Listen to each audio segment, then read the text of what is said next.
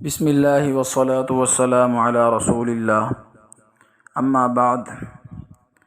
لاکھوں کروڑوں درود ہوں نبی اکرم صلی اللہ علیہ وسلم کی ذات اقدس پر۔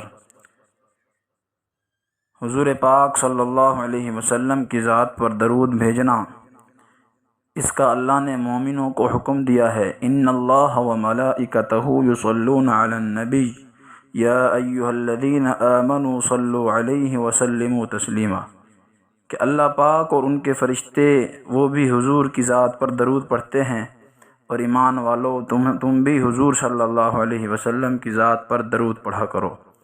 اور حضور کی ذات پر درود پڑھنا یہ قیامت کے دن حضور کی شفاعت کا سبب ہے۔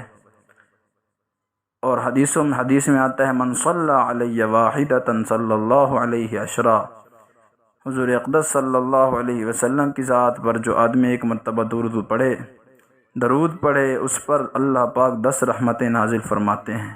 اور ایک حدیث میں ہے، ابو ہریرہ رضی اللہ عنہ نقل فرماتے ہیں کہ حضور صلی اللہ علیہ وسلم کی حدیث، عصر کی نماز کے بعد، جمعے کے دن عصر کی نماز کے بعد جو آدمی 80 مرتبہ یہ درود پڑھ لے، اللہم صلی علی محمد النبی الامی وعلی آلہ وسلم تسلیما، تو اللہ پاک اس کے 80 سال کے گناہ معاف فرما دیں گے، اور اللہ پاک اس کو 80 سال کی عبادت کا ثواب دیں گے۔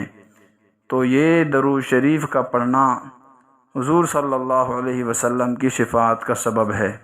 اللہ پاک ہم سب کو بھی حضور اقدس صلی اللہ علیہ وسلم کی ذات اقدس پر کثرت سے درود شریف پڑھنے کی توفیق عطا فرمائے، اور آپ صلی اللہ علیہ وسلم کی سچی محبت ہمیں نصیب فرمائے۔